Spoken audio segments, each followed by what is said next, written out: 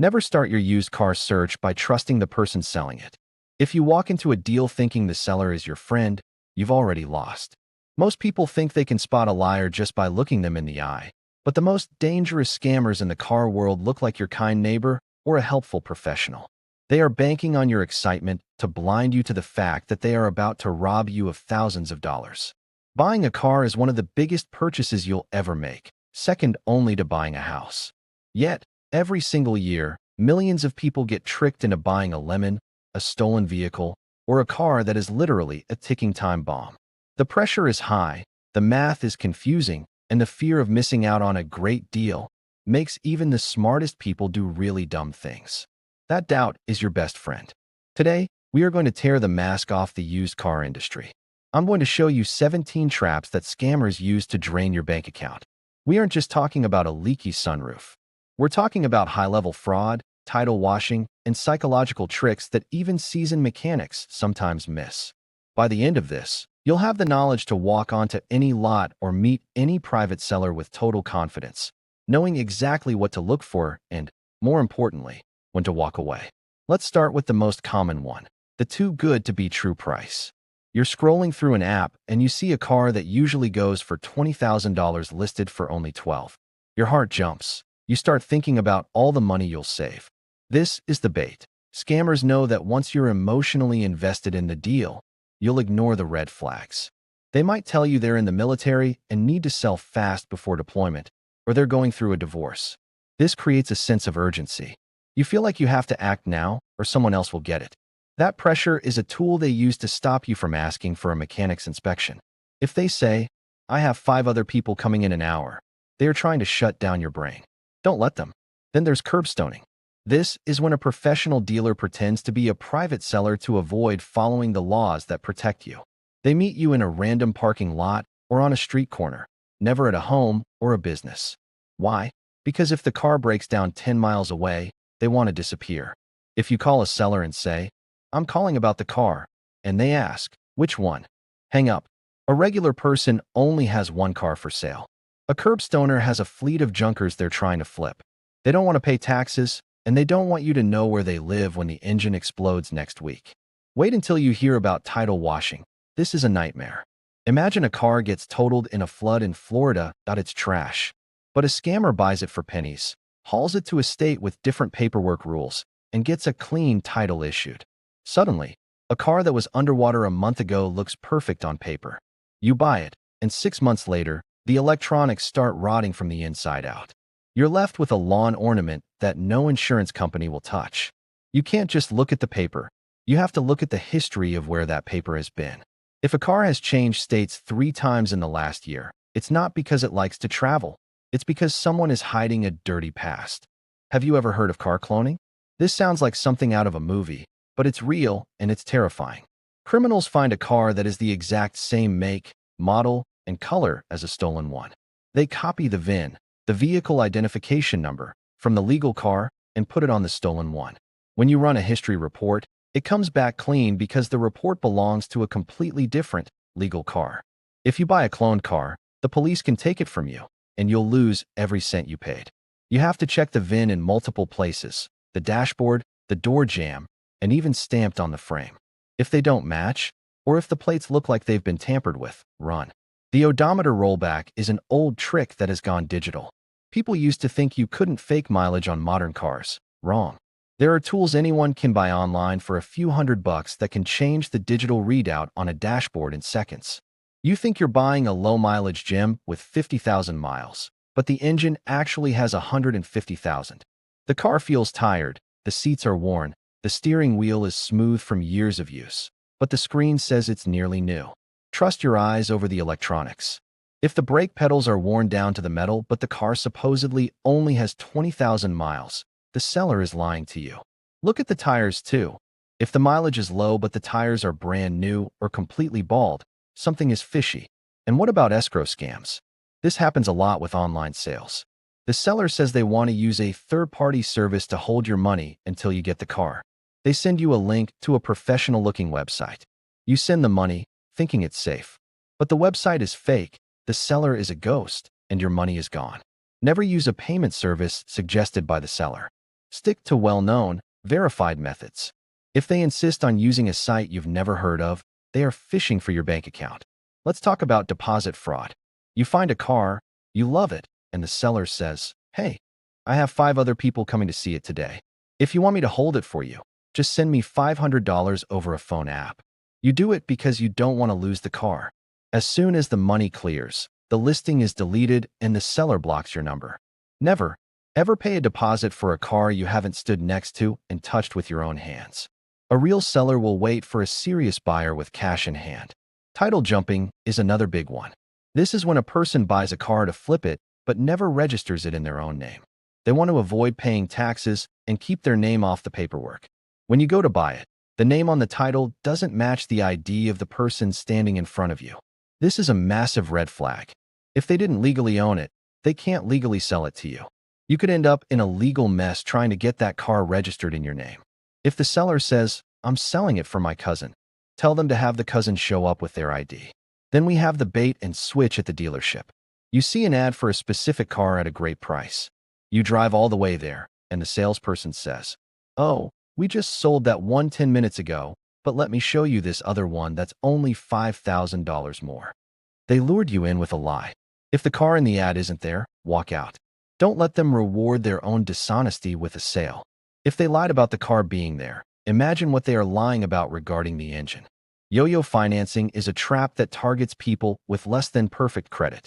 You sign the papers, you take the car home, and you're happy. A week later, the dealer calls you and says, "The financing fell through. You need to come back and sign a new contract with a higher interest rate, or we'll report the car as stolen." They knew the financing would fail. They just wanted to get you emotionally attached to the car so you'd agree to the worst deal. Always get your financing from a bank or credit union before you even step foot on a lot. Don't forget the hidden damage trap. Sellers will sometimes put heavy oil in an engine to quiet a knocking sound, or they'll clear the check engine light right before you arrive. If you drive the car for 20 minutes and the light pops on, you've been had. Always bring an OBD2 scanner. They're cheap, and plug it in. It will tell you if the car's computer has had its memory cleared recently. If the seller won't let you plug it in, they are hiding a mechanical nightmare. Airbag fraud is a life or death issue. If a car was in a crash, the airbag's deployed. Replacing them is expensive, so some shady shops will just stuff the dashboard with rags or paper and put the cover back on. They might even wire the airbag light to turn off so you think it's working. If you see signs that the dashboard has been pried open, or if the SRS light doesn't behave correctly when you start the car, you are sitting in a death trap. An airbag light should turn on for a few seconds when you start the car and then go out. If it never turns on at all, the bulb has been pulled to hide a fault. There is also VIN switching on parts. Sometimes a car is built from 3 different wrecked cars. The front might be from a blue Toyota and the back from a red one, all welded together and painted over. This is called a clip. Look for mismatched paint in the engine bay or under the carpet. Look for bolts that have the paint chipped off them. That means they've been turned. If you see welding marks on the pillars of the car, that car was cut in half and put back together. It's not safe in a crash. Flood damage is a silent killer. Scammers will detail a car so it looks brand new, but if you pull the seatbelts all the way out and see mud or water lines, that car was submerged. Check under the seats for rust on the metal rails. Sniff the interior. If it smells like heavy perfume or new car spray, they might be trying to hide the smell of mold and mildew. Flood cars are electrical nightmares that will fail when you least expect it. Check the spare tire well. If there is sand or silt in there, the car was underwater. The mechanic's friend scam is when a seller insists you take the car to a specific mechanic they know for an inspection. Of course, that mechanic is in on the deal. They'll tell you the car is perfect, you'll buy it, and they'll split your money later. Always choose your own independent mechanic. If the seller refuses to let you take it to your guy, walk away. There is no legitimate reason to deny a buyer their own inspection. Fake VIN reports are becoming common too. A seller might show you a printed Carfax that looks great, but it's easy to Photoshop a report. Always run your own report using the VIN you see on the car itself, not the one they give you on a piece of paper. It costs $40, but it can save you $40,000. Finally, the identity theft trap. Some scammers aren't even trying to sell a car. They list a fake car just to get you to send them a photo of your driver's license or your insurance info to verify you're a serious buyer. Once they have your info, they can open credit cards in your name. Never send personal documents to a stranger online. Stranger online. This sounds like a lot, and it is. The world of used cars is a minefield, but you have the power. You are the one with the money. If something feels off, it is off. Don't let a fast-talking salesperson or a desperate private seller push you into a decision. Take your time. Bring a friend who isn't excited about the car to keep you grounded. Use your eyes, use your tools, and use your brain. When you find a good car, it feels amazing. The relief of knowing you made a smart, safe choice is worth all the extra work. You'll drive away feeling like a winner instead of a victim. You've worked hard for your money. Don't let a scammer take it just because they're better at lying than you are at checking. I've seen too many people lose their life savings because they trusted the wrong person. I don't want that to be you. Be the person who asks the hard questions. Be the person who walks away from a bad deal. The right car is out there, and now you know how to find it without getting burned. Let's dive deeper into the too good to be true trap. You have to understand the psychology here. Scammers use a loss leader strategy. They know that if they list a car at market price, they are just another face in the crowd. But if they list it way below, they get hundreds of messages in the first hour. This creates a feeding frenzy.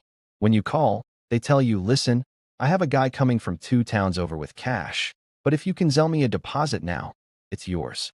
You feel this intense pressure. This is exactly where they want you. They want you in a state of emotional high. You need to step back and ask, why would a stranger give me a gift of $8,000? Because that's what a deal is. If it's cheap, there is a reason. Maybe the engine block is cracked. Maybe the title is fake. Maybe the person doesn't even own the car.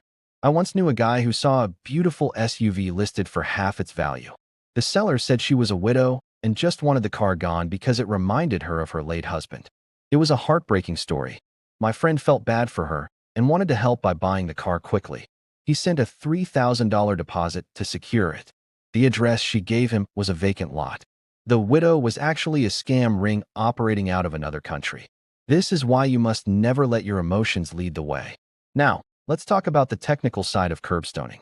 These guys are basically unlicensed dealers. They buy cars from dealer-only auctions, cars that were traded in because they had major issues. Maybe the transmission slips when it gets hot, or the frame is rusted through. The big dealerships don't want the liability of selling these, so they auction them off for scrap prices. The Curbstoner buys them, gives them a lipstick on a pig detail job, and puts them on Craigslist or Facebook Marketplace. They pretend to be a single mom or a student leaving for college. They use these personas to make you feel like you're getting a family car rather than a lemon from an auction. The danger of curbstoning isn't just a bad car, it's the lack of recourse. If you buy from a licensed dealer and they lie to you, you can go to the Better Business Bureau or sue them. If you buy from a curbstoner at a gas station, you have nothing. No name, no address, no business license. They throw away the burner phone as soon as the cash is in their pocket. To spot them, look at the background of their photos. Do you see several other cars with no license plates in the background? Are they selling 5 different cars under the same phone number? You can check this by clicking on the seller's profile. If they've sold 10 cars in the last month, they aren't a private seller. They are a curbstoner. Moving on to title washing. This is a high-level crime.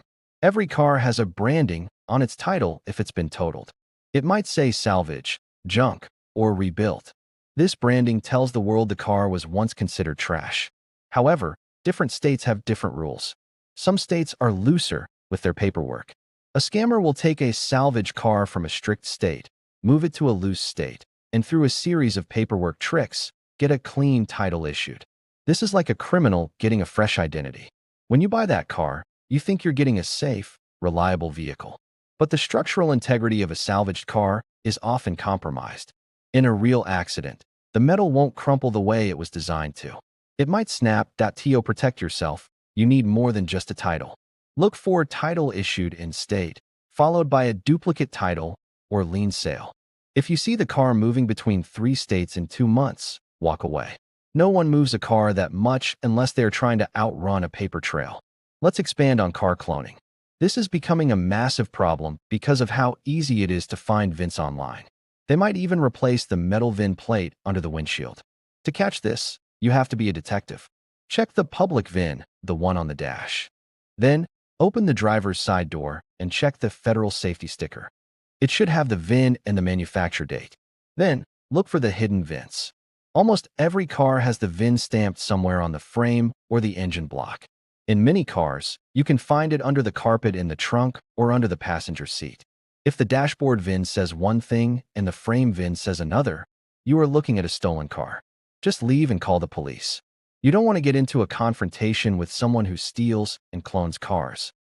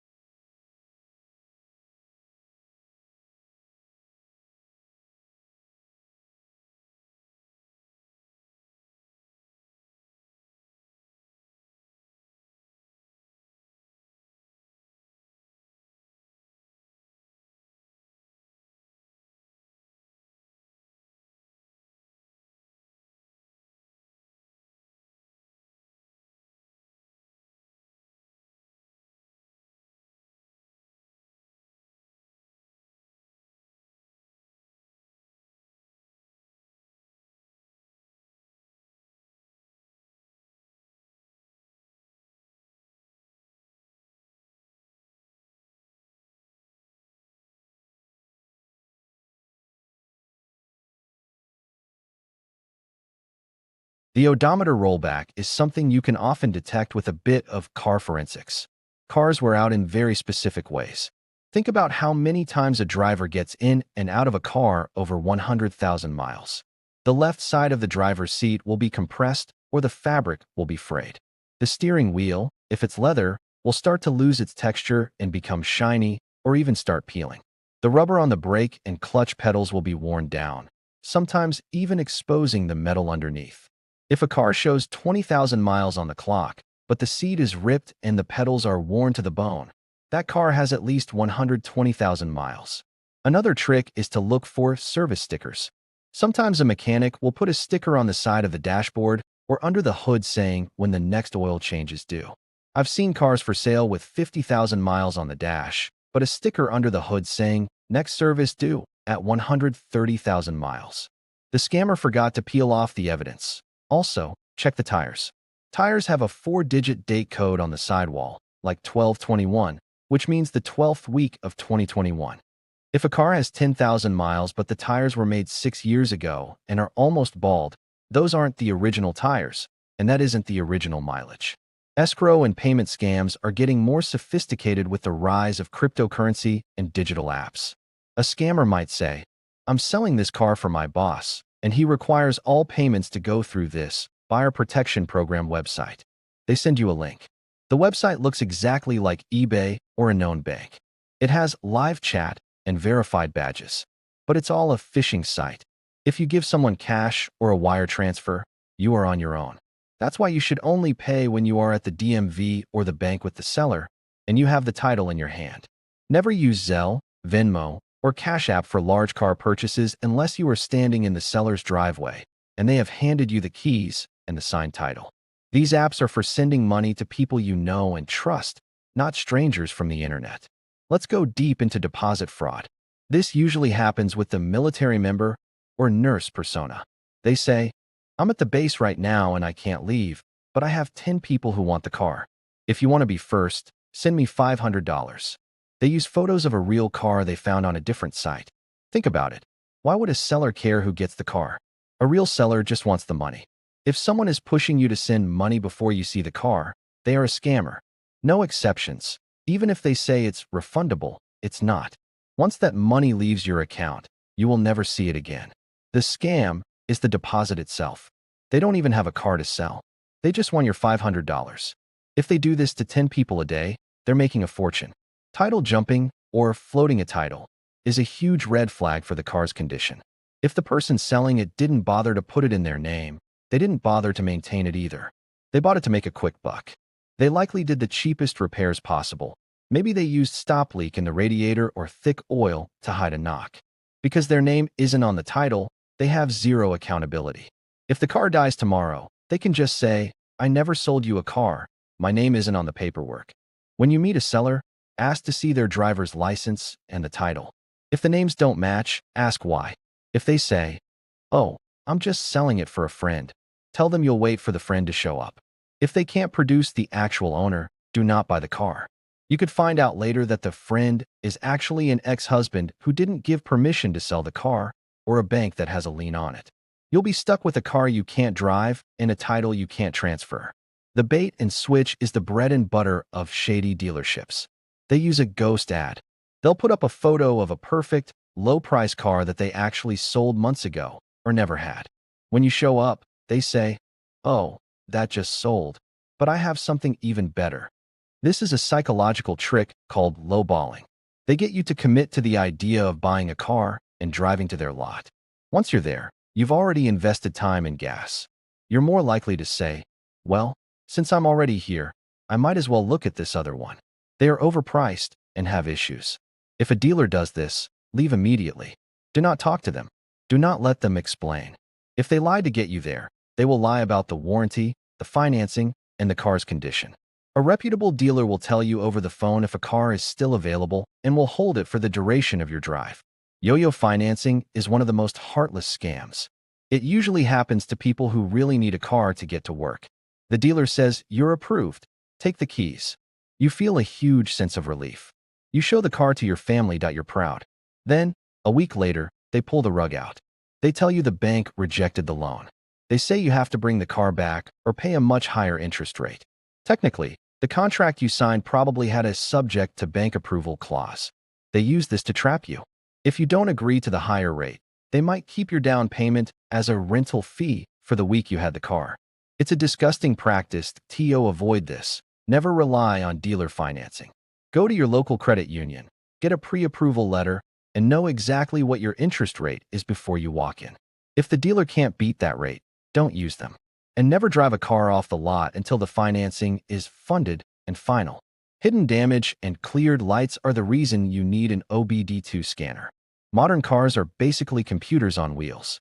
When something goes wrong, the computer stores a fault code.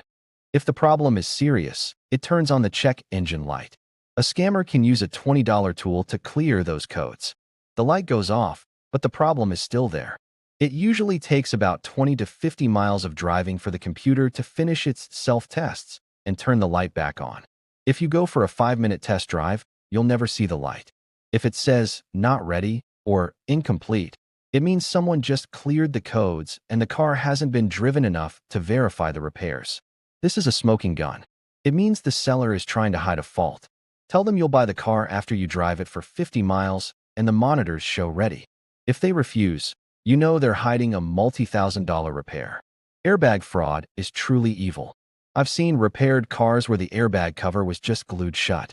In a crash, the cover wouldn't even open, or worse, it would fly off like a piece of shrapnel. A real airbag module costs $500 to $1,000. A dummy resistor that tricks the computer into thinking an airbag is there costs $2. To check for this, look at the SRS or airbag light when you turn the key to the on position without starting. It should light up for a few seconds as the computer runs a bulb test, and then it should go out. If it never lights up, the bulb is gone. If it flashes in a weird pattern, it might be a fake. Also, look at the seams on the steering wheel and the dashboard. Are they perfectly straight? Do they match the color of the rest of the interior? If they look puffy or have glue residue, those airbags have been deployed and poorly replaced. VIN switching on parts and clipped cars are about structural safety. A car's frame is designed to absorb energy in a very specific way. When you cut a car in half and weld on a different part, you destroy that engineering. The welds are the weak point. This is when paint gets on things it shouldn't be on, like rubber hoses, wires, or plastic trim. It's a sign that the car was repainted in a cheap shop after a major accident. Check the bolts that hold the fenders and the hood. On a factory car, these are painted the same color as the body and have no scratches. If the paint is chipped off the bolt heads, it means those panels were removed. Flood damage is often hidden by a deep clean, but you can't clean everything. Look for moisture in the headlights or taillights. Pull the carpet back in the footwell. Is the insulation underneath damp or does it smell like a wet dog? Check the electrical connectors under the dashboard. If you see green or white crust on the metal pins, that's corrosion from water. A flood car might run fine today, but tomorrow the transmission computer might short out, or the power steering might fail while you're on the highway. Water gets into every tiny crevice and stays there, slowly eating away at the copper wires. These cars are never fixed. They are just waiting to fail. If you see any sign of water entry, do not buy the car, no matter how cheap it is. The mechanic's friend is all about control. A scammer wants to keep you in their ecosystem. If they can control the information you get, they can control your decision. If you say, I want to take it to my mechanic, and they say, oh, he's too far away, just take it to the guy down the street, he's great. They are trying to manipulate you. A legitimate seller will be happy to let you take the car anywhere. They might even offer to drive it there for you. If they get defensive or start making excuses, it's because their friend is the only one who will lie for them. Always have a trusted mechanic who has no connection to the seller. It's the best $150 you'll ever spend. Fake VIN reports are easy to spot if you are careful. A scammer might print out a Carfax that shows one owner, no accidents. But if you look closely, the dates might not make sense, or the fonts might be slightly different. They might have changed the VIN on the report to a clean one from a similar car. Don't click a link they send you. Go to Carfax.com or Autocheck.com and pay for the report. Or use a free tool like the NHTSA VIN decoder to at least see if the basic specs match. I've seen reports for a 2020 Honda Civic being shown for a car that was clearly a 2015 model. They hope you're too excited to notice the details. Finally, the identity theft trap is the long con. They don't want your money today, they want your whole life. They'll say, I need a copy of your license to make sure you're not a scammer. It sounds reasonable, right? But once they have that photo, they can go to a bank, prove they are you, and take out a loan. They can use your insurance info to file fake claims. Never give out your personal info until you are at the point of signing a legal contract. A serious buyer and seller can meet in a public place, like a police station safe exchange zone, and look at the car without exchanging IDs. You only need the ID when you're actually filling out the title at the end of the deal. Buying a car is a battle of information. The scammer has the car, and they know what's wrong with it. Your job is to close that information gap. Use your scanner, use your mechanic, use your history reports, and most importantly, use your gut. If a seller is being too nice or too pushy, there is a reason. Stay calm, don't fall in love with a piece of metal. There are millions of cars for sale.